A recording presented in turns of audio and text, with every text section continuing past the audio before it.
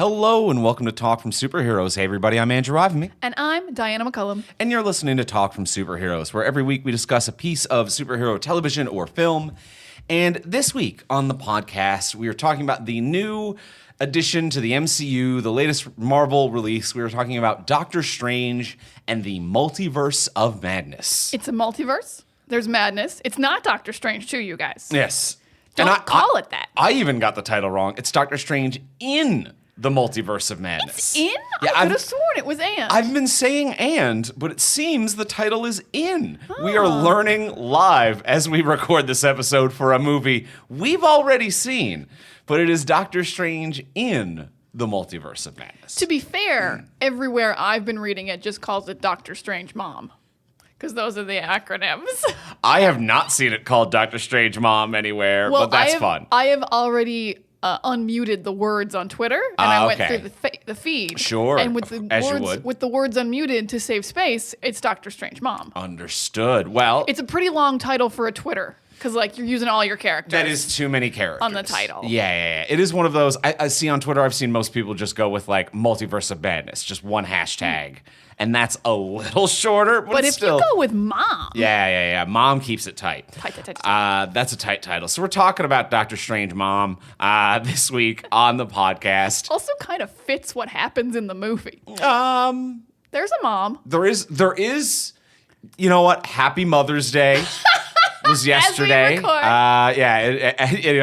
Listening to this, Mother's Day was yesterday. I hope you took your mom out and you saw the Mom movie, Doctor Strange Mom. This one's about moms. This one's about It's called Doctor Strange Mom. So we're going to be talking about that today on the podcast.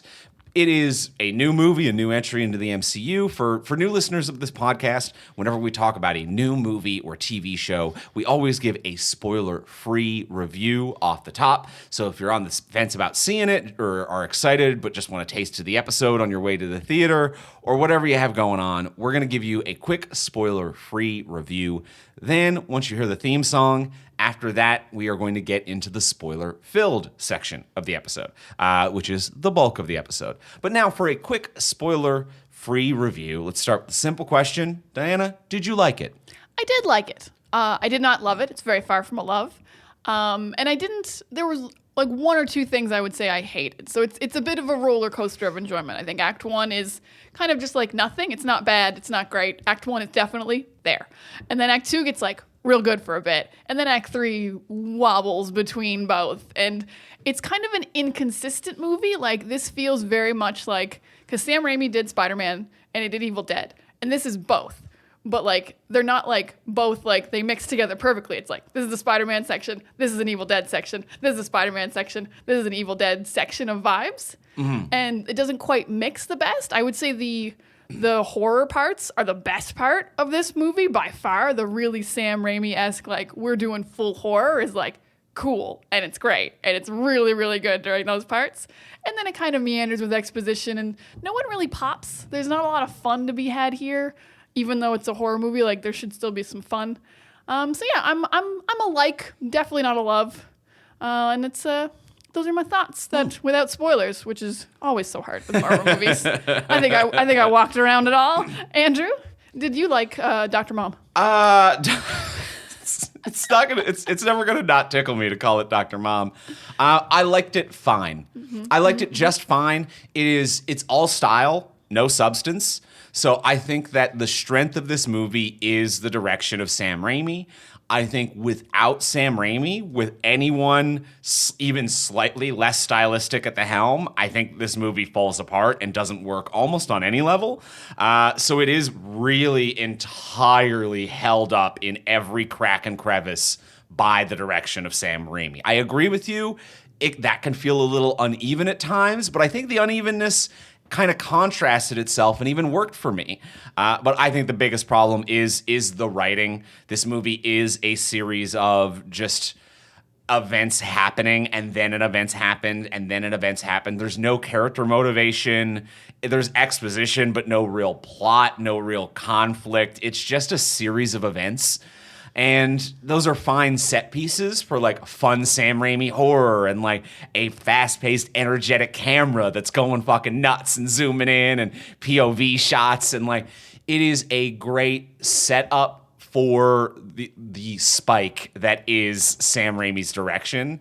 And it doesn't have any real substance beyond that. And I think the worst parts of this movie are where it kind of actively harms the character development of where we have put some of these characters. I think there is some problematic writing of female characters across the board. There is a good bit of writing failure, I would say, here. But the performances are pretty good. The style is definitely there. It's very stylish. It's very fun and full of life and energy. And then it has, I think, very good, like, big MCU moments. Some shock, some awe, some cool action set pieces, some things people will talk about, some conversation moments. So I think that it really is just a style, no substance kind of movie, and that makes it fine. It's one that I would maybe watch once more to kind of solidify my opinion on a couple aspects of this movie, because there's one or two things where, like, I'm not sure if it works and what it was doing is on purpose or a commentary or it doesn't. I would watch this once more, but it wouldn't be like a favorite or a regular rotation. I will agree with everything you had just said. I had not thought about this movie not directed by Sam Raimi, because he didn't write it, he's just directing it. And wow, this would be a total disaster without his like really cool filmmaking style with this kind of boring flop of a script. Yeah, he really has brought like a very mediocre script to like a level that's like quite good at times. So yeah, that's a great point about Raimi really working hard on this piece of movie that was rewritten like 18 times. This was supposed to come out before Spider-Man. Like this movie was supposed to be a while ago. So it was rewritten, it was refilmed, it was worked all around. He still managed to have his style and have some cool, really neat moments and really heighten the kind of exposition dump stuff that's happening. Yeah, I think so. And from what I understand, rewritten again after the release of WandaVision, because it was written pre-WandaVision, which does explain why this character does not feel like the Wanda we just saw, I guess maybe it was a year ago now, but we saw a year ago. This feels like a Wanda we saw 5 years ago and a regression, and I think it is because it was written then and then rewritten afterwards, but they never really dealt with that problem. So some real writing problems for like not knowing who that character was coming into this movie. Oh yeah, that was going to be a huge, well, that'll be the spoiler section discussion, but huge Wanda problems happening around here from the rewrites and the no perspective on Wanda, really. Yeah. So I think we're both on the same board of it was fine. We don't want our money back. We're just comfortable. It was a fun visual ride with some shocking conversation moments, and I left it kind of like with like a little bit of smile and interest and some value. Yeah. And then our final question for the spoiler-free section, which should be an obvious one for MCU stuff, and especially for this property in particular, even gauge of the trailers, but the question of, can it be spoiled? It can be spoiled. I actually can't wait for a day we see a Marvel movie and are like, nope, no spoilers. That's going to be a fun day. I don't know what movie that will be. I would say it's almost the Ant-Man movies. Now, the next Ant-Man movie is supposed to be Kang, but that might be one where we're like, it's fine. Rudd's out there rudding it up. Don't worry about it, baby. I don't know if Shang-Chi had any spoilers now that I think about it. But this one does. Doctor Strange in the Multiverse of Madness has many a spoilie. Yeah, it has many spoilers, some huge ones, some moments that you want to experience for yourself, and some shock and awe, some fun, wild stuff that you probably want to experience in the theater, I would say. Yeah, I think it has also, in terms of just a review, there is some shock and awe stuff that's like worth seeing in theater, maybe. Yeah, I think so too. But also it'd be just fun on home release as well. All right, so it can be spoiled, and it is fine. Excellent. Way to go, Dr. Mom. Dr. Mom doing it again. So now, before we get into the spoiler-filled section, I just want to give a quick thank you to our friends over at Chaotica, who were kind enough to send us one of their Chaotica eyeballs recently. For those of you who don't know what that is, it is not gross. Don't let the word eyeball fool you. They're not sending loose eyeballs in the mail. That's illegal and weird. Is it chaotic? It controls the chaos. Ah, yeah. nice. So what it is it is essentially like a foam sound isolation ball that you can put over any given microphone to help control your recording environment. So it's a very handy thing for what we do for podcast recording. I also do voice acting as well, so it's really great for recording voice auditions and things that I need to record at home. If you're a musician as well, it is fantastic because they make versions for different types of microphones depending on whether your microphone is like a front-facing or a shotgun, all these different types. They make a special one for it. It slides on over it. It's super lightweight. It has a pop filter built in, which helps ease the plosive sounds. And then this foam ball just cuts down on all of the ugly room sound that any given room would have. So short of renting out a professional recording studio, which is something not all of us have the means to do. I would say most of us who are podcasters, actors, musicians don't have the means to do. Or like foaming up a whole room yourself, which is it's so much easier to deal with the mic than the room. Absolutely. Treat the mic, not the room. And it's easier, it's simpler, it's cleaner, it's a nice affordable option. It's lightweight, it travels really well. I've traveled with it when I've been on the road and I still need to do voice work. So whatever it is that you're doing, podcasting, voice acting, music work. I'm sure that there's other things that involve microphones that happen to be escaping my brain right now. Are you a scientist leaving notes for yourself in the future? That is something scientists classically do in pretty much A lot every of movie. things. Evil Dead, Spider-Man, And Resident Evil. And also you can like customize the pop filter with different colors too. It's really fun. I really like it. It is it's something that I always rely on and go to whenever I need to record. So I love it, and we appreciate them reaching out to us and sending us one at the network. And if you want to get your own, I recommend you check them out. They are at chaoticaeyeball.com. That's KAOTICA eyeball.com. Fantastic product. Check them out, and thank you, Chaotica. Thank you so much, Chaotica. And now let's get into the spoiler-filled section. Let's talk about Doctor Strange, Mom.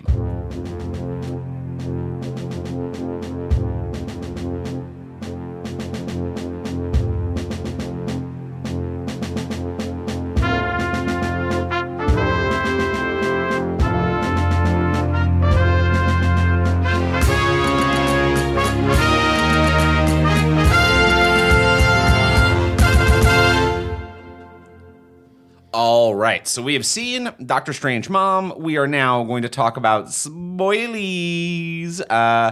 We'll talk about the whole thing here now. What an uneven movie for the most part. Absolutely uneven. Yeah, Act 1, just like kind of nothing. Every fight scene, I was just like, yeah, there's some CG stuff happening, nothing really going on. Act 2, like, explodes when we go to Illuminati World, and then Act 3 is like pure horror. Yeah. Yeah, because Act 2 is like Marvel movie, but also horror.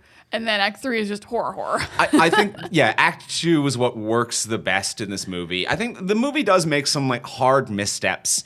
I think even starting with this very Marvel thing, let's start. Thankfully, it's not a time jump forward, jump back. We've talked on the podcast how we're tired of those. But it starts in media res. We're at the final act of the movie of a different universe. A different Doctor Strange's final film. Yes. This is the last film of a different Doctor Strange. And so this Doctor Strange is trying to protect America Chavez from this weird, crazy, demonic creature in this world, in this like mirror dimension where he's trying to get the Book of Ashanti. Mm-hmm. And I can't tell if it's Ashanti or Vishanti. Vishanti, one of the Shants. The Shanties. One of the Shanties.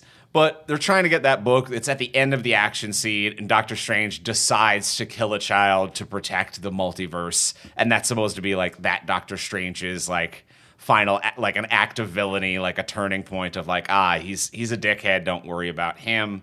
And that launches America Chavez dimension hopping and ending up at the Earth that we as audience members are familiar with. The 616, if you will. Mm-hmm. I think that is a mistake. Because the whole starting in media res thing, the whole like starting in the middle of an action scene or something like that, whether it's like Thor Ragnarok does it well, Iron Man does it for plot purposes. There are reasons to do it, and there are reasons it works. And when it does hit, like your Ragnaroks or Iron Man, it is because it provides character motivation, which I believe this does not in any way, or it provides a fun familiarity with characters we already know, which we don't. Like, you don't introduce a new character mid-scene. It is a really shitty way to be like, okay, this is a new character you want me to love and care about. And I've seen her run through a world with a version of Strange I don't know and for be 10 betrayed. minutes.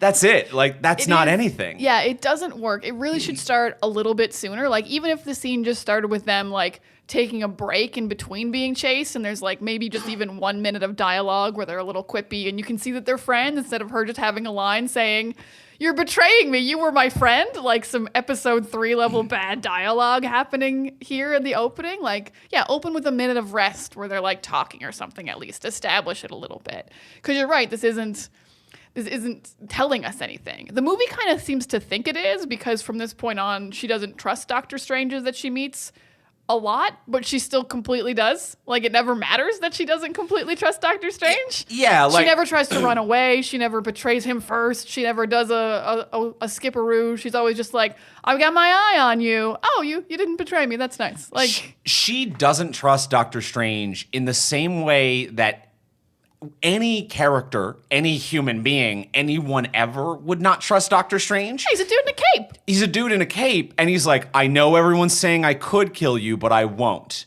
And even if you didn't meet an alternate version of that human being, that's a sentence that all of us would be cautious of. So she's never, like, physically fighting him. She is, like, a little agitated, tries to run away a bit at first, and then I would say opens up to him, despite the air quote not trusting him, opens up to him quicker, faster, and harder than I have ever opened up to a real human being in my life. So it's just really, it's writing that betrays itself, where it's just like, she doesn't trust him. Look at her as a character say, "I don't trust you." Anyway, here's the backstory about my moms, and also, where would you like me to stand? It's like, well, why are you like that then? These lines don't go together in any way. Yeah, it really felt like he needed to do, like, and he was, like, doing a lot to protect her, but I'm sure the other Doctor Strange did a lot to protect her before he turned on her too. Like, he'd been stabbed in the leg, he was getting her through. Like, Doctor Stranges will do everything they can until they can't do anything else anymore. Like, as this movie gets into, like, he will snap half the universe out of existence because he's tried every other option, and it's the only way. Mm-hmm. So he is a man who will go to last resorts. So honestly, either trust him or don't, and know that he's a man who at last resorts will do what he has to do. Last resorts occur. Last resorts when you're dealing occur with Doctor Strange. With Doctor Strange. I do think even this version of Doctor Strange, who seems to be, like, dealing with what he did, is a man who, like, will trade lives. He's not Captain America. Yes. Even this version will do that. I mean, as he said, he did the snap. Yeah. Even though everyone came back, people still, like, fell out of planes and died, and, like, there's still a lot of death because you snapped half of the world out of existence. But it was the best possible scenario you were able to find. Yeah, it wasn't a "we fight till the end, we trade no lives" Captain America-esque idea. So yeah, there's no reason to trust him ever. Or trust him, yes, and just know that's what he's like. Yeah, to be like, trust him until it gets too hard. To be like, there is no one who will work as hard for me as you for as long as they do, until the literal moment of the destruction of the multiverse, in which case you will try to save the multiverse. But no one else goes that far in any goddamn realm. Now, I do think that one piece of good clean writing that this movie does off the top is when it comes to Christine's wedding, which is kind of a mess on its own, and we'll talk about that relationship, I think, a bit later. But that conversation that they have, it is a very clear statement of premise of the theme of the movie when she's talking to him, and it's like, why doesn't it ever work out? And she's like, because you always have to be the one holding the knife. You are someone who can never relinquish control because you're the smartest person in the room.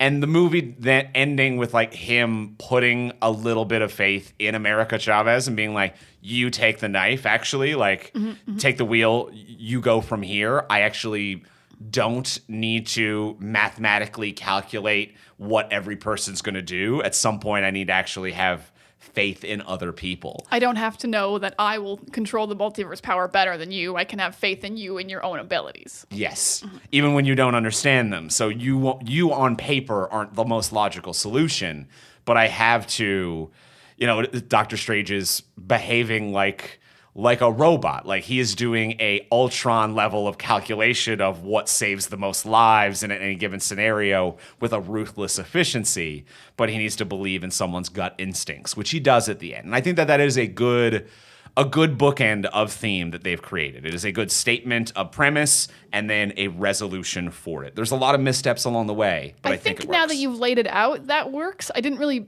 pick up that was what they were going for as I watched it, because to me the movie felt more like it was kind of about Doctor Strange forgiving himself and becoming a better person, but that didn't necessarily mean giving up power, because he still uses the Darkhold. He's still like, I can use the Darkhold. I'm stronger than other Doctor Stranges. Like the Darkhold thing is a mess. It's a real mess. It's a real I have to hold the knife, but that's right before he does the America Chavez thing. Yeah. So it's a little messy. Those two on their own are bookended nicely. I absolutely love that if you don't know he was a surgeon, the phrase "you're the one who has to hold the knife" is terrifying for your ex-girlfriend to say. I think even knowing that he's a surgeon, it's a terrifying.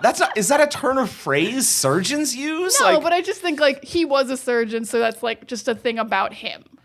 I like. It's a very Doctor Strange specific saying she's come up with. Contextually, I put it together, but I'm like, okay, this is your version of you can't let someone else take the wheel. You can't let someone else be in control. The wheel is. But use a universe.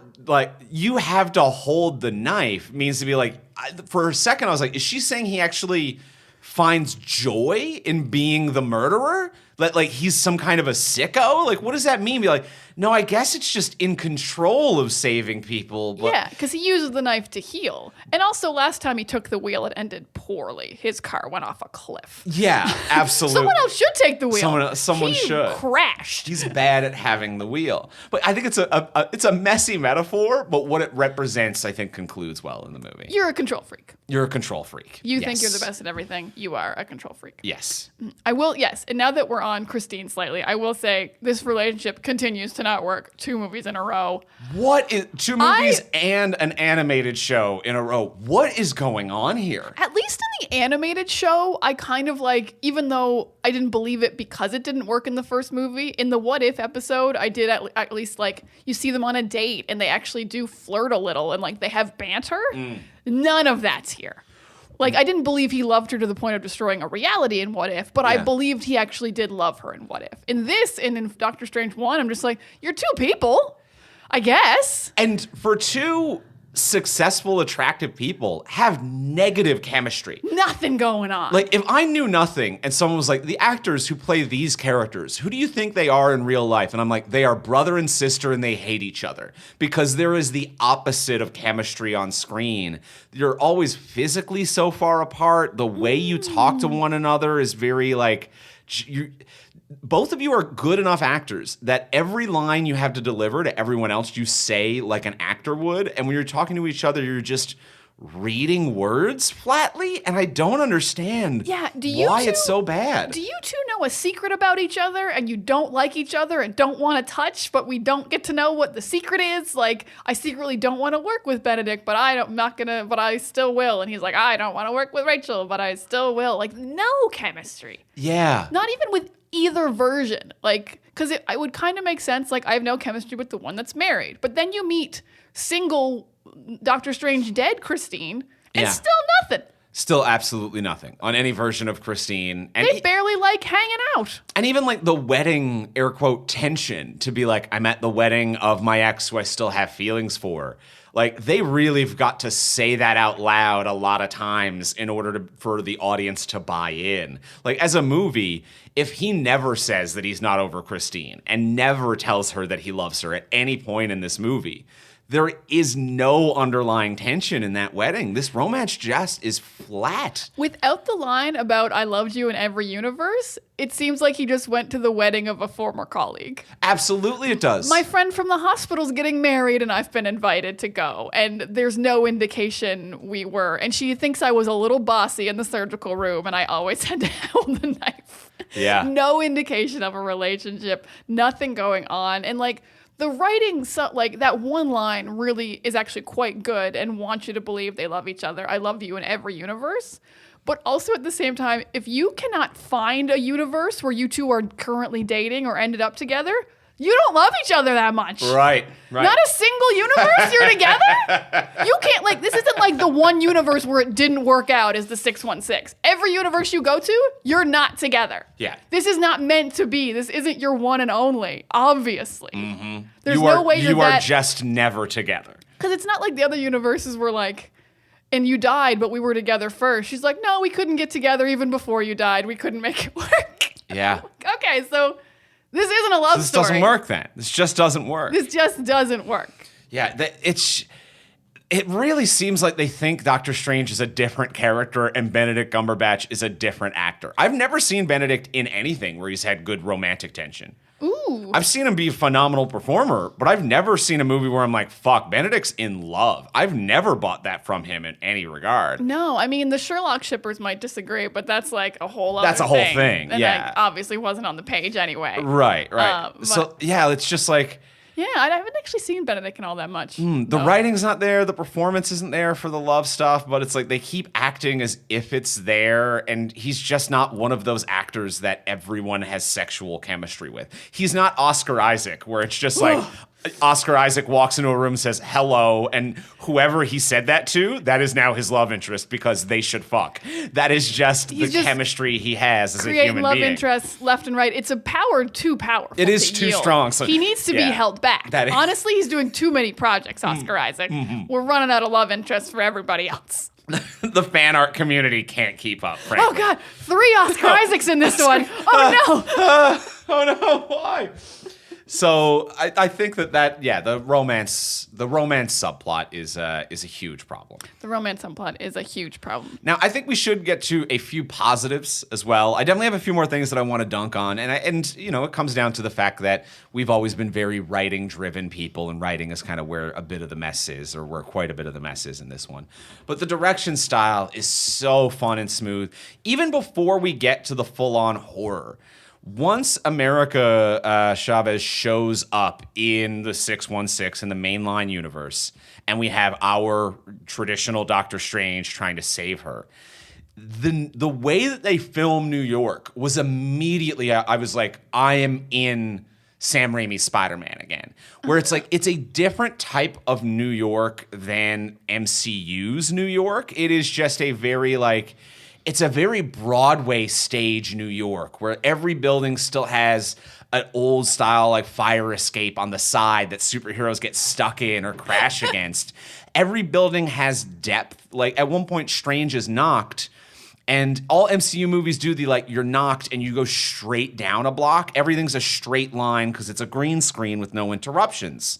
But Raimi's is a play that has depth, so Strange gets hit and he smashes through the window of a store and steps through a window to come back out into the fight. And that is something like Maguire's Spider-Man did a lot.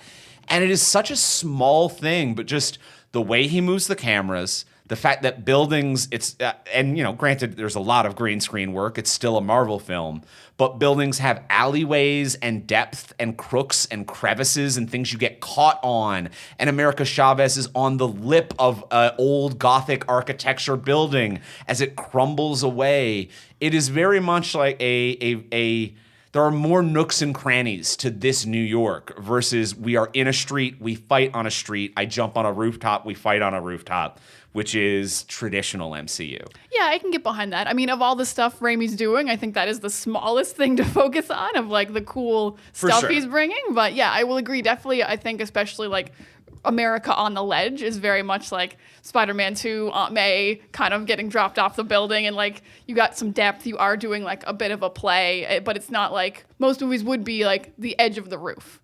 Yeah. And not just this little like these windows have large ledges on the outside for no particular reason, even though it's not a balcony. It's just helpful for superheroing. And that little detail feels like, and I agree with you, it is a small detail I'm focusing on, but no other director. It does feel like for this type of movie, and I say no other, but maybe a couple of others, but that is not a traditional Marvel corporate question, but for the America now is almost falling off of a building. Oh, on the rooftop? But Raimi as a director is like, actually, what kind of windows does that building have? And I feel like that's the type of question that everyone would be like, the fuck do you mean? What type of windows does he have? And Raimi's like, is it neo-Gothic? Do we have a small lip? She's on that. That's crumbling. There's just more depth. There's just more grit to everything. I think I get what you're saying, especially because I feel like especially it works for Doctor Strange really well, because I think a lot of superheroes are choreography. Like if you're doing a Hawkeye or a Captain America, it's like, what's the fight choreography? Because Doctor Strange can do everything, I think Sam Raimi was more like, what's the setting? What are the places? Ooh, that's a very smart perspective on it. Because you don't really have to do a hand-to-hand thing. You have a giant squid monster in the middle of New York. So it's like, what are we going to use? We're going to throw buses at it. We're going to have America hanging from a thing. We're going to have depth to the scene. There's a really cool shot where Wong gets hit really hard, and he makes a portal so that he doesn't hit the ground. He goes sideways instead. I'm like, I love portals. Portals are fun. So yeah, there's some fun stuff happening. Yeah, there's some fun stuff happening in the beginning. You don't love it. You don't love it as much. I mean, I'm not even going to say I love it, but I very much like it. I think he's doing much cooler stuff later. Some real Raimi stuff. I mean, Evil Dead, camera pan following something evil. He did, I think, twice. Oh yeah, the demonic POV when it is Scarlet Witch dimension hopping and her spirit's in the other dimension before she possesses other Scarlet Witch. That POV, it's creaking and making a sound and peeking around the stairs. Mm-hmm. And I like him calling back to his roots of I don't know how many. Now I've got a really big budget for demonic POV. I'm gonna go crazy. And even beyond that too, just in general, the camera movement, the camera fucking moves. It whips these push zooms of really physically moving the camera and not zooming the camera. There's a lot that he's doing. The Dutch angles when doors start closing on their own and the camera goes sideways. The scene when the alternate Scarlet Witch is looking up at her kids, and then the evil Scarlet Witch is waking up on her back because she fall over, and they match perfectly as the camera is 90 degrees to where she is, this whole askew perspective of the world. Really cool and stylish, and I think also really motivated by the writing in those moments, as weak as it may be, to be we are doing a traditional definition of the Dutch angle where the camera tilts a bit to be our perspective of the world now has warped a little bit. Or in the moment of evil her versus the other version of her actually tilting the camera on its side, she now has a completely warped perspective of the world. So I think just really simple, clean uses of different styles. And I love it so much. Okay, yeah. I was actually enjoying more things where it was the less exciting things. He did cool camera work because obviously the cool scenes, he did incredible stuff, but he did some really sneaky things with portals. At one point they're on that lip of that building and Doctor Strange is going to portal America off. And then the camera pans from one portal to the next and just suddenly we're on flat ground.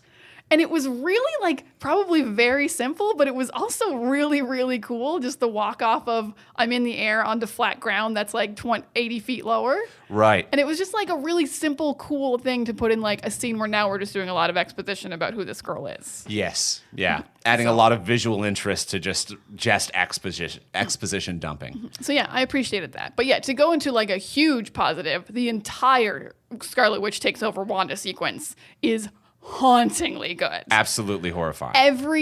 Honestly, an actual piece of horror, full horror, because this is superhero horror or comedy horror or whatever, action horror, whatever you want to call it. But that one sequence is just horror.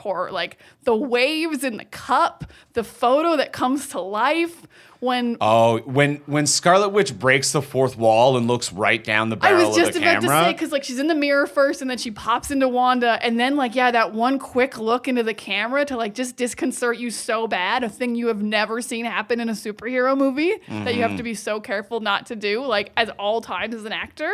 But that just one just so upsetting shot of just like straight into the camera and then like... Unblinking, unflinching, just a creepy creep. Mm-hmm.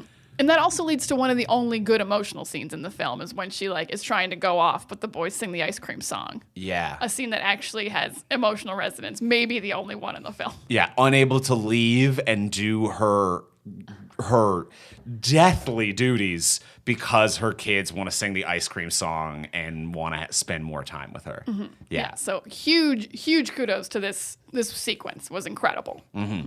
Yeah, I fully agree. That was pure Evil Dead horror, and a lot of like little nods and moments to Evil Dead, like the POV or just classic Raimi-isms.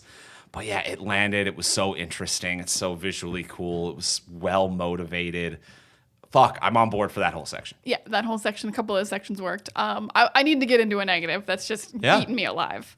Wanda's done so dirty in this movie. Oh, they have fucking wrecked Wanda. Like, I have so much to say. Just like, we've already explored her trauma so much and in so much depth with so much agency, like such a good exploration of like not dealing with grief and covering it up, but like hurting people with the fact that you won't deal with what's going on with you, and like such a nuanced performance and look at Wanda in WandaVision. And then for this movie to just be like, she's baby crazy. Oh my God, she'll kill for a baby. And there's nothing happening for this character. She just suddenly is a complete villain. And they like have throwaway lines like the Darkhold did it to her. It's like, well, if the Darkhold did it to her, help her.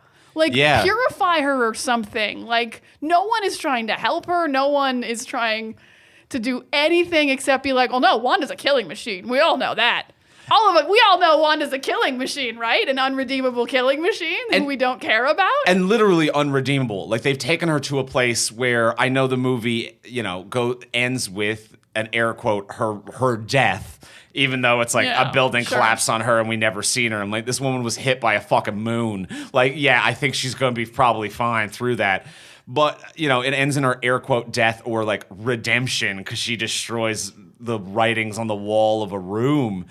It's an irredeemable, unusable character now. Like, oh yeah, it's done. We can't ever do this character again. Scarlet Witch is gone. There's nowhere to like. Who could work with her again? Who could ever? And like every single appearance of Scarlet Witch is we can't work with her again, or like she's gone evil in some way. Age of Ultron, she starts off evil, she redeems herself. Civil War, she doesn't really start off evil. She just breaks registration. Mm-hmm. She's cool in Civil War.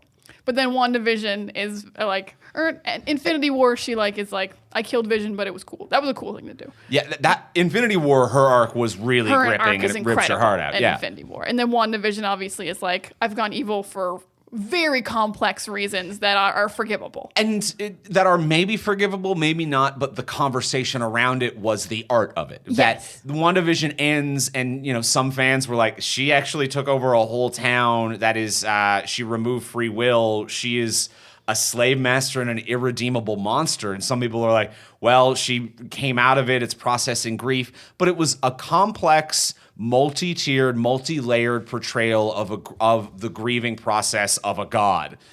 And that was an interesting place. And in this one it is, but she is also an angry child and a pure villain and a character that it feels like we wrote it at the end of Age of Ultron. Like this is just nothing in between. The middle of Age of Ultron. This is a pure villain.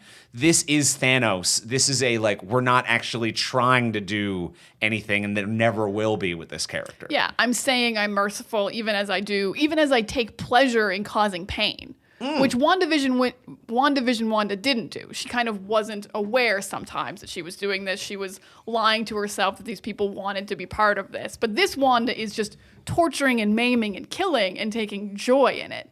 That is not the same character. That is an irredeemable villain. Like worse than like Loki-esque stuff that Loki's done. Like just to a point where you can't come back for that. And for no particular reason, like just remake your Magic Kids. Yeah. Like, no one was mad you made kids. Mm-hmm. They were mad you held a town hostage. No one said you can't remake your kids.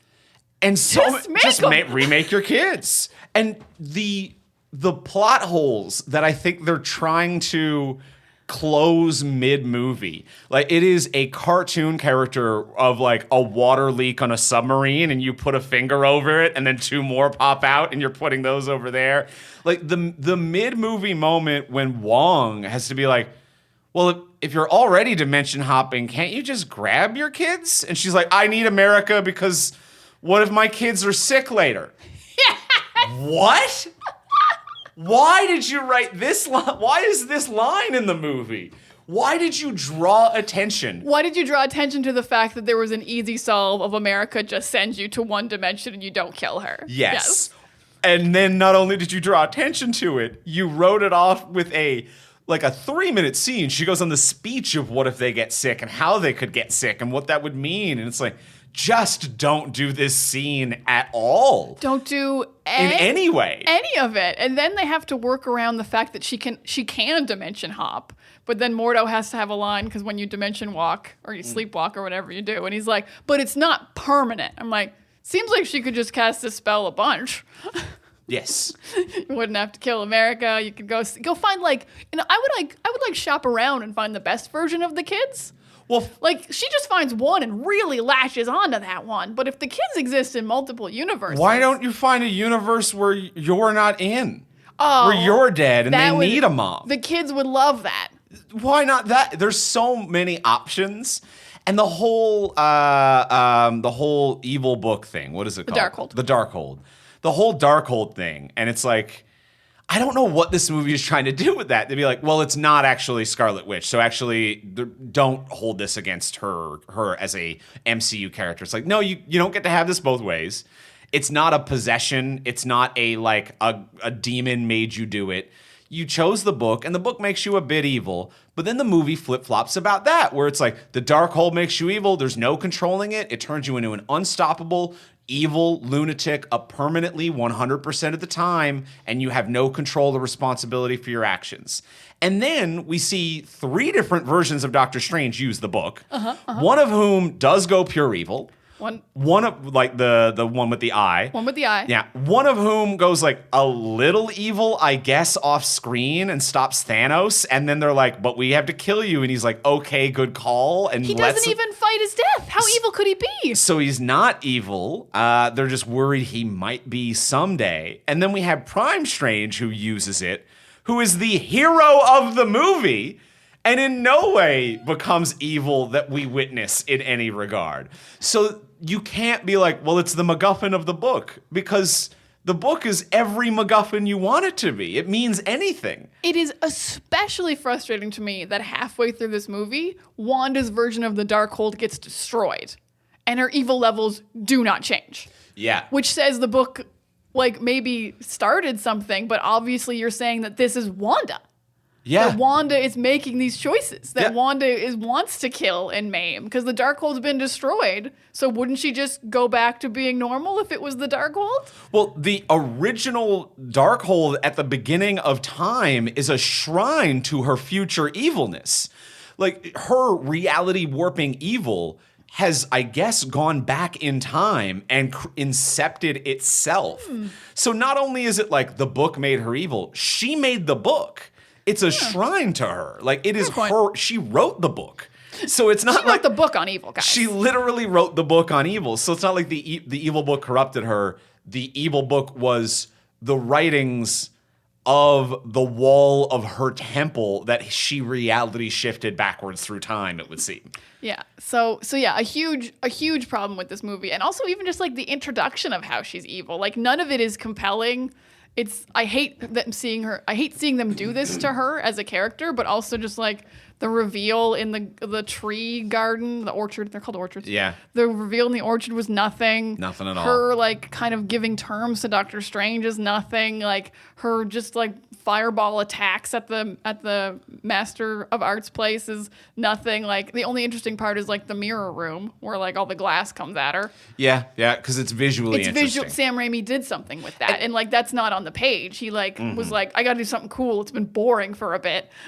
And credit to Olsen. Elizabeth Olsen does do, I think, a phenomenal job with this performance. I don't think she's given anything, but I think that if we'd never seen, I think it betrays the emotional journey of this, all the writing betrays the emotional journey of this character so far.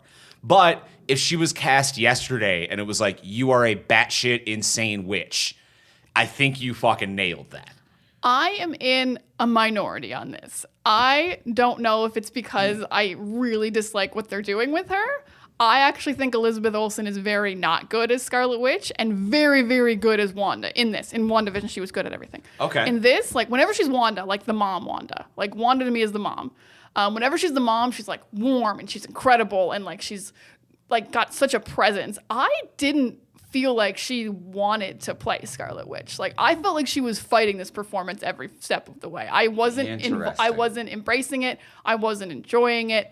I didn't feel like she was embracing it or enjoying it. To me, it felt like she was like didn't want to do it. But then when she got to be Mom Wanda, she was fully alive and she was like into it and she was more determined. Like I wasn't feeling anything from Scarlet Witch Wanda at all. I just was like, she is reading lines to me. She's like, and then I will get my babies, and then I will go on multiverses, and I'm not evil. But then she's Mom Wanda, and she's like, let's have ice cream. And like, she has heart and compassion. And I know this one is missing heart and compassion, but like, it wasn't replaced to me with enough pure villainy then. The only time she really nailed it was when she killed the Illuminati. Killing the Illuminati. That evil Wanda was super cool. I think that there is something to the evilness, though, that when she did look down the barrel of the camera, there was a point where I was like, I'm fucked. Like, Andrew Ivamy, am in trouble. Like, I became worried for our safety in that movie theater.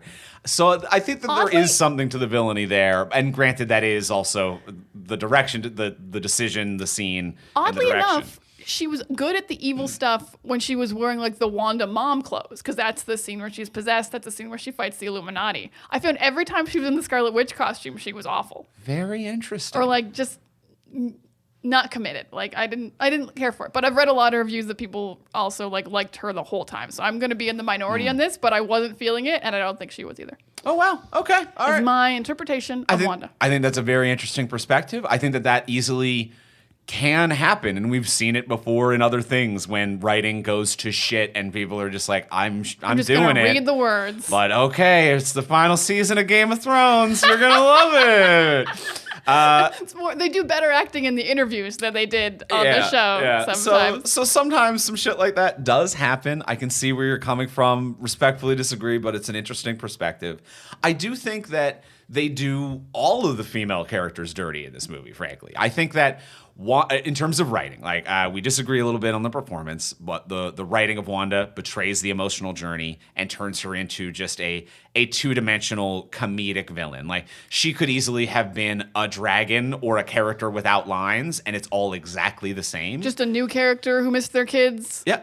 We mentioned the flaws of the romantic writing, and Christine is a nothing, and it's like, we're at her wedding, and it's like, okay, who's her husband? Is she happy? How is her life? Oh, she's just a prop that exists around Doctor Strange. Okay. Oh, another dimension of her. She's also a prop for him, to the point that we last see her on an Earth that isn't hers and never get her home. And who cares? Did we drop her off, guys? The movie is literally like, who fucking cares? She's just a prop. And I also don't like the plot writing for America as well, where I'm like, you are a MacGuffin. Like, you don't get much of we talked about how some of her writing contradicts itself. She doesn't act on any of the personality that they try to give her. They give her one nice moment of backstory, which is like, I miss my moms. And it's like, okay, cool. How does that kind of motivate how you look at life or are approaching Doctor Strange? Or how does that, create hesitancy and how you're going to approach the hero's journey in this movie? And the movie's like, she's got some stuff in her. We got to get the stuff in her. She's just going to keep running. She's got to keep running. I think it is just like, she could easily be replaced by a dog. Like, it is, the movie is so disrespectful. Yeah. Like, the movie is just like, this is literally just a vessel to carry a plot device in, and we do not care about her, the character. I will agree and just like mildly disagree. I agree none of the women are done well in this movie. It doesn't feel sexist to me because no one is done well in this movie. Okay, fair. I will be totally fair to a writer and not call him sexist because it's not like Wong and Doctor Strange are crushing it with character arcs either. Okay, that's fair. And like the Illuminati just gets fucking obliterated. So I'm actually not going to say this is sexist writing. It is bad writing. I think America Chavez actually gets the worst of it because kind of no one has a character arc. No one is really interesting or has any personality traits, but we've met all the other characters before and this is her introduction. And I would say she has no personality traits. She likes food maybe. But comic book America Chavez is like, I don't take any shit. I punch first, I ask questions later. Now this America hasn't learned she has a super punch yet. True. But like a huge fan favorite character very that beloved. Is just a prop. Very cool. Yeah, she's just a prop. But like when your introduction is in a movie written by someone who doesn't give anyone any personality traits, that sucks. Yeah. At least we've met Wong and Doctor Strange and some of the Illuminati before, and we know what they're supposed to be. And Wanda, we know what they're supposed to be like, and part of their backstory, we're a little connected to them. Yeah. America being in a poorly written movie as her introduction is just like, sucks to be you, girl. Absolutely. Because I feel like every other character we've met in the MCU, it's like you take a person, place, and a problem, and I can or a comedic setup, and I can kind of assume how they're going to respond. But you take this America Chavez, and you're like, she's in the next Avengers movie, and now she is in a scene where it is Falcon as Captain America, and they're about to fight a robot army. I'm like, okay. Falcon's going to make a few quips, send this up, do that. I have no idea how this character responds. Is she scared? Does she run towards it? Is she braver now? Does she make a joke? I cannot imagine what her reaction is to any human or inhuman possible scenario. Yeah. Does she rebel? Does she take orders? There is just no structure given to her personality in any way. She is a girl who makes portals. She's a MacGuffin. Yep. And yeah, she definitely hurts from being introduced in a film with bad writing. Yeah. Real shame. I have a huge point to make about the plot / writing as well. Yeah. I feel like we have to talk about briefly how this is the exact same plot of Into the Spider-Verse. And no one seems to be acknowledging this. Kingpin breaks the multiverse to get his kids from another dimension because his wife and kids were dead in Spider-Verse. That is pretty much the same. Yeah. And this is just Scarlet Witch's kids are dead and she breaks the multiverse trying to get her kids. And I'm like, hey, buddy. And let's go try to team up with other Doctor Stranges. We've seen this movie. Yeah. They already did it the best. They did the best you can do it. Yeah, the only difference is going rather than coming. Yeah. So instead of Spider-Man coming, we get a Doctor Strange going. Oh, yeah. Way different. Totally sorry. different now. That's a different door. Yeah. There's an exit and entrance, you guys. So yeah, I was like, oh, this movie's it's exactly Into the Spider-Verse. Okay, she wants her kids back. I'm going to say this too. For a Multiverse of Madness, we really only get 2. I'm so upset about this. Like, the Illuminati world is super, super cool. But it's the movie. It's the whole movie. It's the whole everything. Like, we were there so long, and I'm like, when are we going to get to, like, the multiverse? Like, are we going to get, like, 5 Doctor Stranges? Like, we met 2 Doctor Stranges. Yeah, like, this easily could be, other than the quick flash, which is fun when they do it's like 9 universes real quick. We're paint and we're water. Yeah, because when she punches the dimension door, it seems to be like there's almost an order, probably numerical, to the dimensions, and you have to rip through ones to get to others. And that's a fun visual, looks awesome, but it is just the Illuminati world, and then our third act exists on the one falling apart world with the evil Strange, but that's barely it. It's really Doctor Strange and the second other Earth should be the title of this movie. Doctor Strange and the Illuminati is basically the whole movie. Yeah, I 100% agree. That is, like, I feel like the first movie actually had more madness, honestly. Yeah. The first movie, like, the Ancient One throws him into the cosmos and his hands turn into more hands, and then there's, like, a reverse time fight with a bunch of sorcerers, and then he has to go to Dormammu and he needs to bargain. Like, there is a real, like, actual insanity of the first film that can really get to you. And not very much in this movie, other than the Wanda takeover scene of her mind, really makes you go, like, oh, the multiverse is unstable and you can't... you'll never be able to track it. I'm like, I can track it pretty well. We only went 2 places. Yeah, this is pretty simple. It's not too hard. Yeah, like it's not like at any point they just get stuck and they land. It almost would be better if you just landed for like 2 minutes in a bunch of them real quick instead of like the quick shots of paint or. Yeah, I'm with you. Yeah, it was not a multiverse of madness. No, it's just really that other Earth. But to talk about positives, to switch back to a positive, that other Earth they did choose is a fucking banger. That Earth? That is this second act of the movie. It is oops all fun. It is nothing but banger. It is fucking incredible. Even though I will say, I think we have gotten an oversaturation of hyper-violent hero murder in recent years, from like the boys to Invincible, and a few other places as well. I feel like it's been done to death, pardon the pun. It's been something that's been done for decades in comics, and there's always these like moments of like, what if this was the decade of the death of innocence? And I feel like we're at it in film now, and I'm a little over it, but a horror director is the one to do it. And this is actually pretty fucking banging. Yeah, I actually think this is really banging. I think it's done in a slight way we haven't seen before. We haven't seen it on a big screen movie. All the examples you gave were television shows.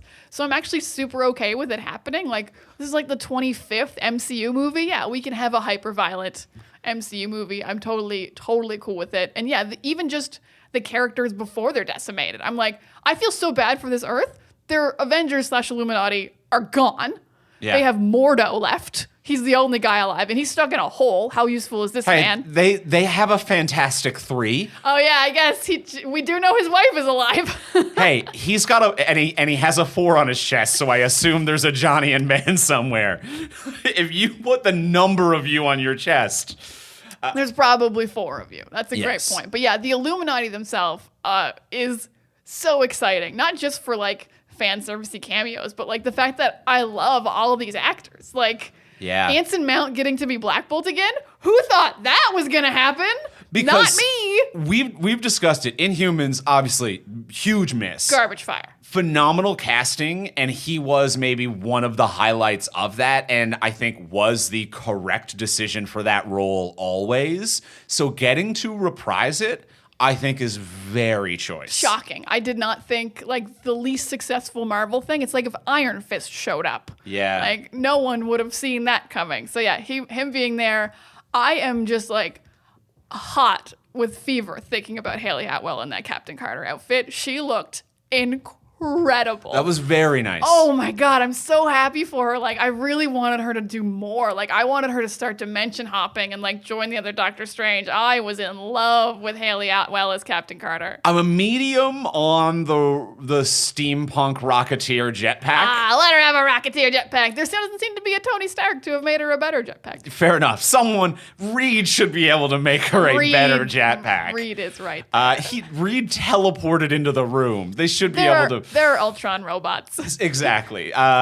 So there is that. But I'm with you. She looked fantastic in that and phenomenal performance. It was nice to get the classic I could do this all day. Fun fan servicey shit there. So much fun. Despite the vicious murder to come. Patrick Stewart, of course. And it's one of those things where it's like, we all know, and we even saw it with like Days of Future Past and this and that, where it's like, oh, Patrick Stewart works always as Professor X. It's not like he worked in these movies, this, that. He always works. There is never any other casting for Professor X. Even before the first X-Men movie was made, any fan casting you saw for characters, no one ever had anyone but Patrick Stewart for Professor X. There was no other option. Yeah. And not just because he's bald. Like, he is the epitome of the character and also just happens to be bald. It is like a godsend of casting. It's perfect. The yellow wheelchair, the 90s animated X-Men theme. The fact that he is playing the animated version of Professor X instead of the Fox X-Men version of Professor X delights me to my core. Like, the fact that canon-wise, he is not the man we have met in the X-Men movies. He is the cartoon version of Professor X is so excellent to me. Love it. Love. Why not? What a great distinction to make. Why not as well? Of course. Of course he is. So I think that was brilliant. Haley Atwell also got the theme music from Captain America when they showed her as well. As a real quick sidestep from this conversation that I won't spend much time on, the music of this movie done by Danny Elfman, who did the Spider-Man movies, and it fucking slaps. It's a score that works. All of this is absolutely great. I know you don't notice music, but I think Elfman is someone who's easy to make fun of, but fuck, it works. It works in this. I like Elfman. So yeah, the X-Men theme music, Professor X, Patrick Stewart, it all works. Mm-hmm. Yeah, we got Maria Rambeau as Captain Marvel, and then we got Reed Richards. John Krasinski, they did it. Now, whether or not that's a permanent decision, because this is, your multiversal choice, blah. We got 3 different Spider-Men. You can have someone else play Reed if you bring Reed into the regular universe, or the 616 universe. It's kind of the best of all worlds to be like, we did the thing fans wanted. Mm-hmm. You're happy. Krasinski's probably over the moon and cashing those paychecks. And if he's not who they want permanently, or they can't afford that option, it's been done. It is a very nice thing. We get him no matter what. We get this much, and you might get him later. We'll see what happens. It was so infrequently do you actually get the fan cast you request. It is, I think the only other time is Brie Larson as Captain Marvel. That I can think of like everyone said this person has to play this character. Right. I think oddly Kelsey Grammer as Beast was a fan casting as well, which is a weird one. That was demanded. All right, you really dove into the trenches on that one, but I'm not going to disagree. I did. It's strange. I am not going to disagree on that. But I was also surprised. They did a really good job of a film version of the Fantastic Four costume, which is one that's just a blue jumper, and it should look kind of shitty and dumb. But they gave it some black patches, some detailing. The texture works. I think it looked good. I mean, I think the original Fantastic Four movies had rockin' costumes, not Fan Four Stick. Yeah. This one had more. You have a fondness for that I don't share, but this was, I think, a very good MCU interpretation. Yeah, it had more like some paneling, some coloring without being too much. It looked like straight from the comics in a cool, fun way. Yeah. And then you get and obviously they've introduced all these characters, and then they get wrecked in like the coolest way. That Black Bolt death? Starting with the also before we even get to them being wrecked, the quick of like them taking down Thanos and then killing Strange as well. Black Bolt giving the audience, because obviously, like, your average moviegoer does not know Black Bolt. They did not watch the show, don't read the comics, and it's Black Bolt. Why should they know that at this point in the MCU? So to visually give the, like, this is where this fucker is at. And the I'm sorry, and it's from the comics, but, like, that I'm sorry while doing a murder is just fucking heartbreaking, too. It is really cool. I'm glad they showed his powers, people who don't know. I actually didn't really like how the powers looked, I'm not going to lie.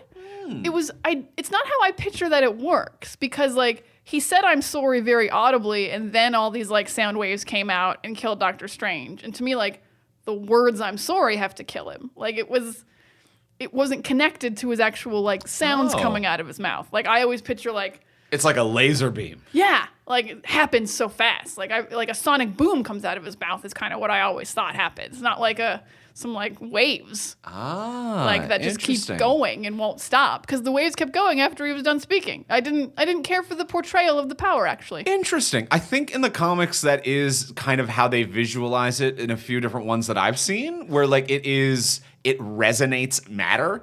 So it's not like the force of sound itself. It is that like the words that he say, and that's like why the tuning fork, it's a matter resonator, so that it actually like vibrates at a frequency that destroys you on a molecular level. I have never questioned why he has a tuning fork on his head. I'm pretty sure it has to do with resonance. Yeah. That is a resonant thing. Yeah, I've always thought it was because like, also, like, the ground underneath him didn't get destroyed or anything. He's very good. I don't know. He's very good. He's not, is the problem. Yeah, that's true. He's not. He's got no control over that. He is not. And that's the murder of evil Doctor Strange. But then we get his death, the mouthless scene. Oh, mouths being gone are always so creepy. And especially when your power comes from your mouth.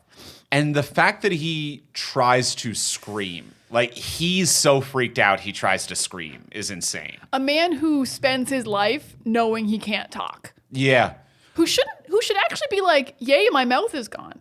Honestly, you'd think you'd be like, that's a burden off my shoulders. A man who has lived on the moon was freaked out. That's a moon guy. I think he was born on the moon, though.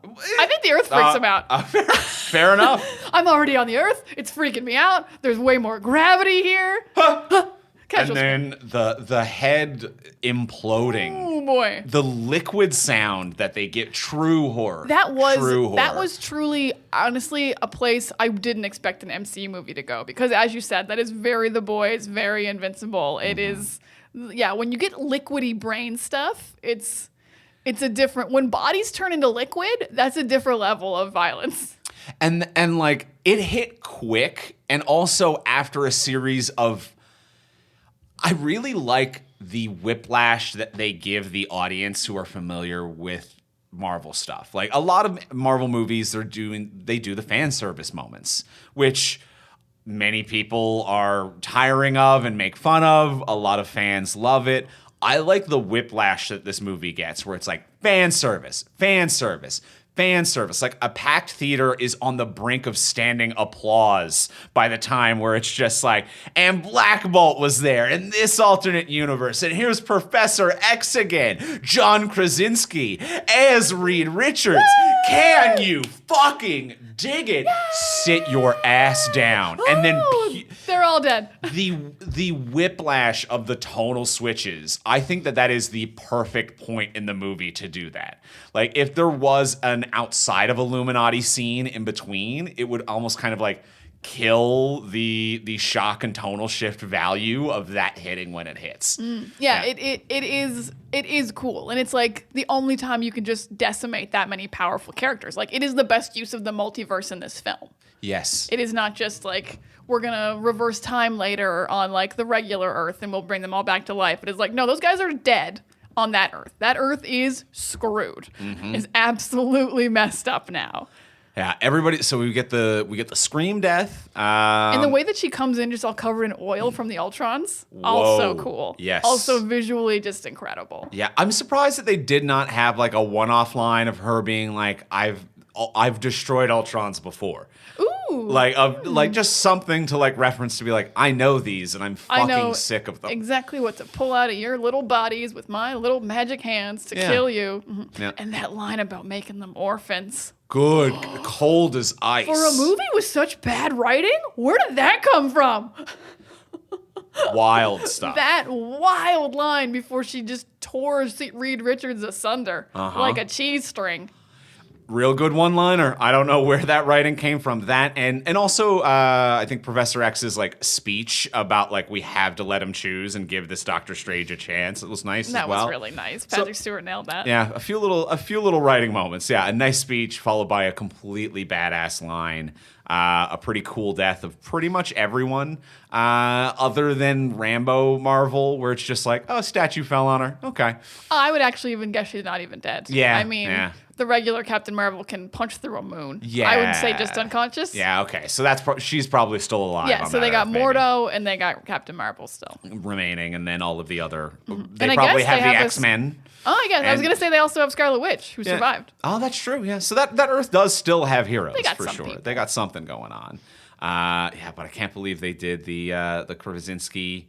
The Krasinski Reed gets a weird death. I think Patrick Stewart's death was the only one where I was like, oh, they rushed this because they did not know how to end the world's most powerful mutant real quick. Like, to have her snap his neck in a dream, I'm like, I don't think you got these power levels right, but you needed to wrap this scene up. Okay. Yeah, Wanda is kind of broken powerful in this movie. The fact that, like, no one can ever hurt her at all, no matter what. Like, I get that you're trying to be like, her reality-bending powers or whatever, but, like, she could break his physical neck. She's not beating Professor X in a telepathy match. Yeah, that was too much. I think we normally do a fairly good job on this podcast and while watching movies of balancing our comic book nerd selves versus our analytical movie watching brain versus our entertainers talking about a movie brain. But that was the one moment where like I wanted to stand up in the theater and be like, no, she couldn't beat him in the not in the scape of the mind, in the mindscape. Not in the mindscape. No, she couldn't do it in the mindscape. No, she could break his real neck. If she went to that Earth's Magneto and killed him physically and took his special helmet that prevents Charles from getting in there and then came back and killed Charles, she could do that. But not in the mindscape.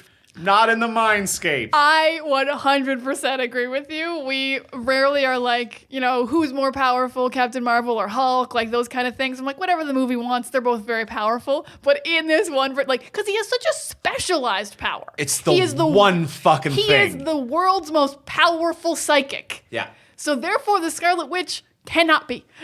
Yes. That's his thing. Yeah. The only one who I might accept is more powerful than him is his own son. Yes. Who also can bend reality sometimes with his mind. Or occasionally Jean Grey when she gets Phoenixed up. But that's Phoenix. Phoenix is a whole thing. Phoenix is a whole thing. Scarlet Witch has none of these things. None of these things. None of these things. All you needed was a little helmet, and I would have bought it. A little helmet. Maybe that little headband she wears is the same as the Magneto helmet. Oh, I don't know if you noticed the other thing that they did with the visual effects of his character, which I don't think happened in the X-Men movies. And the yellow chair and the theme song, obviously, we talk about how he is the animated series Professor X. When he touches his head and does his telepathy, the little circle waves come out, which is a 90s X-Men animated series thing. And I don't think that ever happened in the X-Men movies. In the X-Men movies, it was just pure thought. In the X-Men movies, it was implication. Yeah. Yeah, it was, I will admit, visually, it's a little cheesy. In a Sam Raimi movie, I'll accept it. But it was another nice indicator of this is animated Professor X. Love it. Yeah. Love that. The little Aquaman-esque waves. He's communicating with fish, but he's communicating with humans, I guess. I think the waves worked. And I would say just another quick, super highlight, very quickly. Bruce Campbell showing up, doing Evil Dead callbacks. Doing the Evil Dead act out was so fun, and selling pizza balls, and he's just hitting himself with a possessed hand. And I love that is happening across the multiverse. I would love to see because I feel like there's enough attention to detail. I'm I'd love a side by side if he's doing the actual choreography from Evil Dead 1 or 2 about the hand when he's hitting his head off and fighting himself. I don't think he is, because to call it choreography would be generous. It's brilliant, but it is clearly something Bruce was in the moment making up as he was going on. I'm sure that was a 20-minute take, and they used 1 minute of it for Evil Dead because that's the type of director Sam is, and that young Bruce was as a performer. So I would be surprised if that were the case, but it's still very fun and charming. I really like it. It was wonderful to see him. Nice end credit. Yeah, nice little a little bumper of him at the end. Also look straight at the camera. Looking straight down. Yeah. So a fun classic Bruce Campbell moment in a Sam Raimi movie. And then after all of the Illuminati stuff, we're going in for the close of the movie. And we go to another universe and we get another Strange who's more evil than the middle one, but okay. We're just getting increasingly evil levels of Strange, I guess. Yeah, I don't. At this point, I'm we need to wrap this up, and I don't really care anymore. I definitely didn't need the music fight. It was a cool idea. I loved the execution of it, but literally, I'm going to say 30 seconds before it occurred, I was like, we've got to go. Wrap this movie up. I am this movie's lost all momentum. Let's go. And also, at this point, I'm Wanda has America. America's dead. We spent 25 minutes on the third world, and Wanda has America the whole time. I'm okay, well, she stole her powers by now and killed her. I don't know why she would be stalling. It doesn't make a lot of sense. It's a momentum killer. It's a random stall. Even though I do really like the music fight. I actually didn't love it. I liked the idea, and the execution didn't seem to match what was happening music-wise, but I also don't notice music. But I also feel like in a music fight, I was noticing music. But I liked the idea of like kind of like a Batman 66 biff bang pow if the biff bang pow hit you in the face. Yeah, a little bit. Yeah, so I like the idea. I don't think we needed it. Yeah, it did kill the momentum. You're right. Yeah, I don't think we need it. And it's all just to be like, and now I have the Darkhold. I'll use that a little maybe.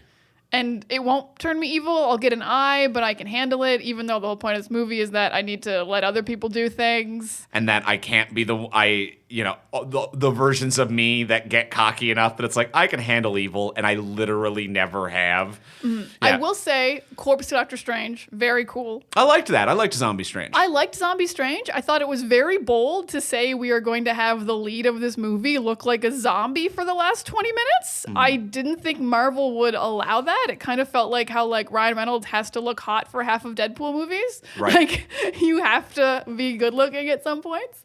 So that was surprising. The cloak of spirits was cool. Yeah, that was really cool. The random introduction of spirits was very abrupt, strange, and forced. Yeah, not laid in anywhere about how you're not allowed to possess dead bodies. Yeah. It really felt like what I thought they were going to do is because I didn't remember he had a body on that Earth. I'm like, how's he even going to use this Darkhold spell? I thought that was a clever... I thought it was clever, but I thought where they were going with this was he was going to make Christine do it because she does have a body on that Earth. And that's him handing over the knife to Christine for the first time ever. Oh, but interesting. Instead, it was just Corpse Doctor Strange, which also works, but doesn't go with his character arc of what's happening in the film, as we've said. Yeah. It's not him handing over power. Yeah, no, he does not hand over. And Christine's just around, too, and he's like, fight the spirits. I'm like, her? And also... She's a regular woman. What? Give her more information than that. With what, dude? You're in the Sanctum Sanctorum, find something to hand her and be like, this kills spirits. She has to find it herself. And she figures it out, good on her, but what? What? What the fuck? And also, I don't think you know how this works, because you tell her to defend your body, and then the other body's the one that gets attacked. Yeah. You didn't even know what was going to happen. Yeah. You're bad at your job, Doctor Strange. Oh, yeah, he's miserable at his job this whole time. And then the very end is obviously, we get to Wanda, her kids see her as a monster, and she has a big redemption arc, which... I like on paper, but she'd been too evil. I don't believe she would change her mind in any way. Yeah, it wasn't. They sent her too far. Oh yeah, way too far. There's no way. I mean, I wouldn't say that they gave her a redemption arc. I would say that they gave her a holy shit, kill me. Was where the ending was. There's. I'm trying to think of who else have they had redeem themselves as a villain in the MCU? I mean, Loki is the big one. Okay, yeah, Loki is a redemption arc. Yeah, he's redeemed himself. Hers is a fuck me, I'm pure evil. Oh man, yeah, there's no coming back from this. I shouldn't exist in this world or any world. We've written me really into a corner. Kill me. Yeah. Yeah, yeah. Because there was no even immediate threat outside of her either. No, because no one went to that cave to learn the writings ever. Wong seemed to be the only one who knew it was even there. Mm-hmm. Mm-hmm. And there was, and especially for a movie where they set up other threats as well. They set up these weird necromancy demons that show up. That universes can collide and just destroy the each world. other. And I was really expecting okay, this movie is going to end with, and maybe there's something to be said that it was my expectation, so it's not the best direction to go. But I'm like, the only way she can redeem herself is if it's about to end in the destruction of two known universes completely, and she's going to kill herself to prevent that in some way to hold reality together. And instead, she just destroys a house. And that's not enough. No, it's not enough. I mean, honestly, it's not anything. Honestly, I thought for a minute they were going to do a parallel with Black Bolt and Strange, and good Wanda was going to kill evil Wanda. Because she's on her knees in front of her, and she's ready to die. I really thought that Wanda was going to be well, we're just going to kill you real quick so you don't bother my boys again. Yeah. Yeah. Because that Wanda definitely would be like, we got to get rid of this Wanda. Oh, yeah, because that Wanda had powers, too. Yeah, she had them. I did like when she was trying to possess the other Wanda, not only did they do like the spirit POV of like creeping around the stairs, she was trying to sneak up on it because the only thing she feared in this movie was herself. Ooh, because that's a good point. like that spirit POV of like creeping around the stairs, and then like Mom Wanda turns and it creeps back and it can't let Mom Wanda see her because presumably I would guess that other hers could see this type of dark magic coming to get them. And fight back. And Because fight you're all back. Scarlet Witches. Yeah. So, and I think that is part of and this is maybe me just looking into it too much, a lie her character tells when she's like, when I possessed all these dumb monsters and demons, that was a kindness while I was chasing you. When in reality, she is very scared to try to possess herself in these other dimensions because that is the only fight she's not totally ready for. Ooh, that makes a lot of sense. Because, yeah, another Wanda could just retaliate and kill her. Yeah, if this is how far she will go to get her kids back, she knows exactly how far she would go to get her kids back and does not want to enact that wrath in any dimension, I think. Ooh, that would be fun. Just like a bunch of Wandas protecting their kids. Yeah. I can get behind that. So yeah, this, and then I think the last final thing to mention is the post-credit scene, which is nothing at all. Wow, that was some nonsense. And like, I was so unexcited for it. Like she tears Charlize Theron tears a hole open in space and they jump through and I'm like, we just did this. Yeah. Literally just did it. And it was mediocre. Like I'm not excited to go do it some more with a woman who I thought was Angelina Jolie's Thena for like 30 seconds of the post-credits scene. Yeah, it's the comic book character Clea, for those of you who don't know, who is another sorceress and a love interest of Doctor Strange. And it's like, okay, I guess, but like we weren't clamoring for Clea, and also Benedict Cumberbatch has no chemistry with anyone on screen, so why is like another romance? That's not exciting. And her dialogue is bad because she walks up, she's like, there's other problems. What are you, scared? Why would he be? What are you even? No one knows what you're talking about or who you are. Why are you being so aggressive about this? She's acting like she made an appointment and he never showed up. You just came up on this man on the street. Yes. Give him a second. What are you, scared? You haven't finished your story. What the fuck is happening? What is this dialogue? It feels the same as going up to anyone on the street and just asking them if they're scared. Like, you ready to go? What are you, scared? Who are you? What the fuck? Really dumb and embarrassing. Really terrible. Like, you can introduce a new sorceress, Supreme, and you Yeah. can introduce Clea, and you can do it in a way that's interesting and doesn't exhaust me immediately. And I like Charlize Theron, so, like, you have to work to make me not. And that's the other thing that's the kind of thing. nuts too. She's great. And it doesn't raise the stakes. So not only is this like not a well-known character that people care about, B, stilted dialogue writing, C, it's lower stakes than what he just dealt with to be like, are you ready for this? This is the exact thing. What do you mean, are you ready? This is a continuation of the same story where she's like, what if dimensions collided? He was literally just fighting himself on a dimension where that was happening. Like, Well, maybe you should go see America then, because she can fix dimensions. Like, this is the same movie. Whereas, like, a post-credit with, like, a new villain or something, you know, you kind of go back to Avengers and Thanos, and, like, your average audience is like, who the fuck is that? What is that? What's going on? But you at least know, you're like, well, that obviously the implication would be that is the higher up of an army we just stopped and is going to come back with reinforcements. That is an escalation of the problem. Oops, the problem just got worse.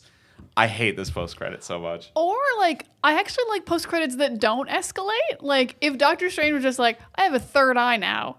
Can anyone help me with that? And then he just walks into Clea's office. And you're like, who's this? Yeah. And it's not escalating. It's just like a new character introduced late. Right. That I'm cool with. Kind of just like fun little end credits. Like Tony and Bruce having therapy on the couch. Like, it doesn't mean anything. It's just for fun. Yeah. Yeah. Yeah. Just like help him with his third eye thing. Just done. Also, I hope that goes away.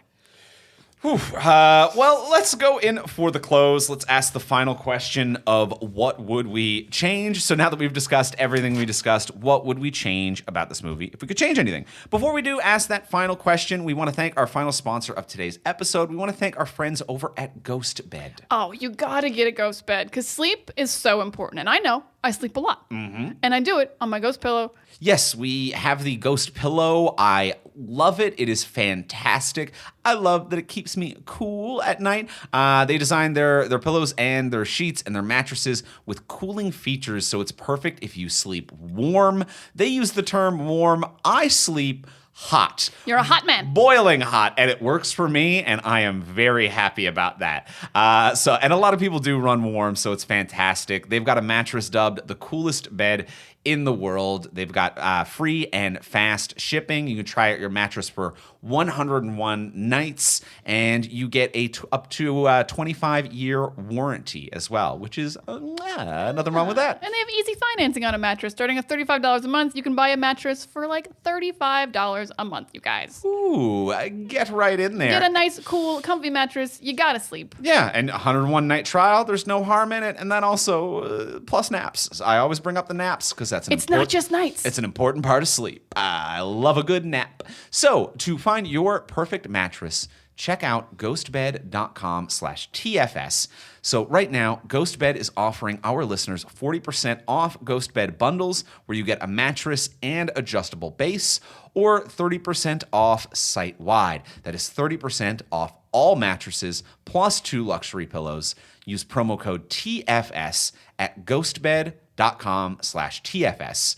Hurry, take advantage of these savings. That's ghostbed.com/TFS and use promo code TFS. And thank you, GhostBed, for your support, for your products, and for keeping me cool, even though I run at 1,000,000 degrees for some reason. Also cool, but I run at less degrees. We're all running I have around. less to go, but you are hot. In the middle of the night, I will touch him and be like, it's get too out hot.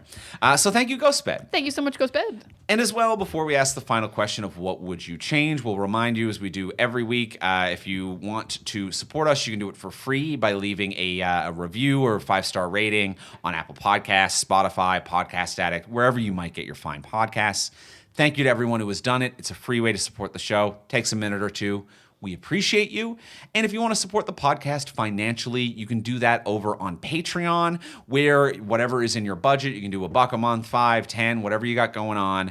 And then you'll get cool bonuses for supporting the show. Like at the $10 hero level, you get a bonus episode of the podcast every single month. You get access to also all the old episodes at the $10 level. So there are so many episodes of Talk from Superheroes awaiting for you on patreon.com. If you need more Talk from Superheroes in your life, full episodes about things we never cover on the regular podcast. Yes. Ad-free. So it's the best of all worlds. Oh, there's a lot of good juice going on over there. There's some juice over there. There is some juice over there. It's delicious. This month's episode, if you want to hear us talk about Our Flag Means Death, we will be talking about that over on the Patreon shortly. So sign up and check that out. Head on over to patreon.com/fromsuperheroes. That's patreon.com/fromsuperheroes. And now, the final question of what would you change? Diana, what would you change? My change is something people have been clamoring for. It was Mephisto all along. My big change is Wanda. It's actually most of the same plot, but my big change is Mephisto is trapped in in a universe that sucks. It's just like him, someone trapped in there. I don't care. He can communicate through the Darkhold, and he is controlling Wanda and manipulating her. Because everyone's been like, Mephisto's everywhere. He's in Spider-Man No Way Home. He's in WandaVision. People have been waiting for this guy to show up. So he's just this big demon guy who wants out. I think what would be cool is if he's trying to break out and he's the reason that suddenly people can see their dreams of alternate realities. And that's not just a thing that's always been true. I think that should be at like a starting point of the film, that suddenly people are dreaming their alternate selves. And he is torturing Wanda with the dreams of other worlds. He's manipulating her through the Darkhold. He's pushing her. And he wants America's powers so he can break out of where he is. So this really gets Wanda like to a place where you can redeem her and you know why she's doing this. She's being manipulated. She's being pushed and tortured with these dreams. The Darkhold is actually have sentience and is doing this to her. you can still have a very similar ending where her boys are afraid of her, and that's kind of her breaking point and how she snaps out of it. And then she fights Mephisto and gets him back in that universe with Doctor Strange in America. And we have, and the Darkhold is destroyed, and that breaks the hold. Because you can't destroy the Darkhold and then have that have no effect on her if the Darkhold is what's hurting her. So, like, she destroys the Darkhold and the tower. It breaks the connection. Mephisto goes back into his world. All of my changes are about redeeming Wanda and saving this poor woman and explaining why she's doing this. Because some of it's cool, like taking over other Wanda, killing the Illuminati. I don't really want to lose it. I just want it to be motivated and fit her character. So I think some manipulation of Wanda by an alternate universe that is trying to break through, and they want America's powers, and they're trying to convince Wanda that she also wants them. I love this. Thank It you. is you're really jumping on the grenade. The how do we redeem her character out of this absolute flaming wreckage is a very difficult task you gave yourself. I'm willing to jump on this grenade for Wanda. I love her. And Mephisto, was it Mephisto or Dormammu that you or Mephisto? Mephisto was mine because Dormammu was the first movie. Yeah, Unless yeah. you want to like bring back You can bring him back, Dormammu, but- he's here to bargain, baby. But Mephisto being a conscious possessive and not a book that makes you a little bad. No, he's communicating through another world through the book. Yeah, something with conscious thought I think is very important to remove. Or, I mean, it's not often that you want to say remove a female character's agency. It is the first time but- I've taken a female character's agency away in my change. I do admit that. When going on a pure murderous rampage, when becoming a serial killer, you may, and trying to make it redeemable, you may want to remove her agency a little bit. So we can have like more Wanda later because she's got to get back with Vision. I want her kids here because I love her kids in the Young Avengers. So I need more Wanda, but right now I can't have it. Yeah. So that's my big change. Andrew, what would you change in the Dr. Mom? In Dr. Mom, I love everything you said. I'm 100% on board with that. I think that is all phenomenal. My other big change is I want Vision here. Oh, I'd love if Vision was here. I think... He could kick her out of her spell. And that was the other thought that occurred to me as she was having that fight with her other self. As her other self, Mom, Wanda, was protecting her kids. And in that moment where her kids view her as a monster, I do think that is actually a pretty powerful scene and it works. But I was wondering, while watching this scene, I'm like, are all of the other Visions dead? Where's this Wanda's Vision? And if he came home, if he was there too, and to see the man that she loves, to be like, I wanted to raise these kids with you, because it seems like this Wanda, the bloodlust for getting her kids back has completely overwhelmed any memory of romantic love that she had with Vision or any lessons she learned with him. And I really kept in my head going back to the scene in Infinity War where they're trying not to give up Vision, where it's like, should we destroy the Mind Stone? And it is that scene where Captain America says the heart and crux of the core Avengers, which Doctor Strange does kind of betray that concept, but isn't part of that core. When they're like, let's give up Vision, let's destroy him, and Captain America says, we don't exchange lives. And that's the difference between these heroes. And Wanda and Vision were in that room, heard him say that, agreed with that premise. I wanted this other dimension's Vision to walk out and ask her. Because we needed someone to vocalize what she's going through as her children see her as a monster. And for her to snap back for a moment and remember romantic love and not protective love. Not I would kill the world to protect my kids, but it's an equal... A love that protects me. It is a love that protects me, to be like, Vish, what is going on? And I would want him to kind of talk her down and say and use the line of her being like, I want my kids back, so I'll take them from anyone. And be like, we don't exchange lives. And this is a world where they stopped Thanos without sacrificing the Infinity Stones. Oh yeah, they because murdered Doctor Thanos. Strange did it. Yeah, Doctor Strange successfully murdered Thanos in this world. So I like the idea that Vision is there and we get romantic love versus protective love, and that helps shake her out of it a little bit.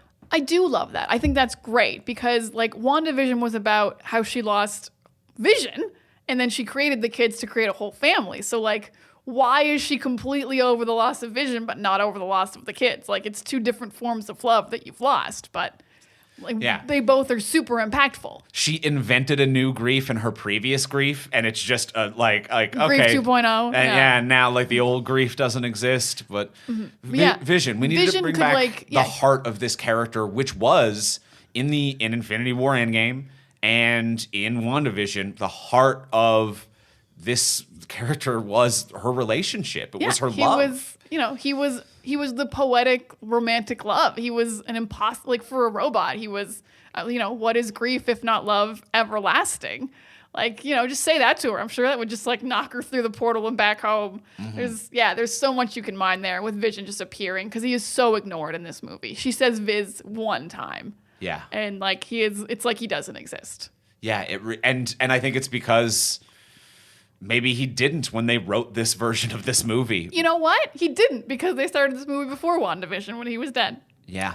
Yeah. And it also explains why she doesn't bring up that the White Vision is out there as well. He's out there somewhere. Yeah, like literally this is a version of a script before WandaVision where her character doesn't make sense and he doesn't exist and they needed to do rewrites to fix it. Oh, doesn't exist to me. I tell you that much. Oh, yeah. Well, that's it. That's Doctor Strange Mom. That's Dr. Mom. That's Dr. Mom. We did it. Sam Raimi, you did everything you could with that script. You're a great director. There's some fun stuff in there. There is some cool stuff we're seeing. Absolutely. Well, that's going to be it for this week. Next week, we will be back talking about the full season of Moon Knight. How dare you end both these things in the same week, Marvel? Ooh, you sons of bitches. So we will be back next week talking about the full season of Moon Knight. Until then, if you want to get a hold of us, you can reach me on Twitter at Ivimey, Ivimey. You can reach me at Words of Diana. And you can reach both of us at From Superheroes. And we'll talk to y'all next week. Bye.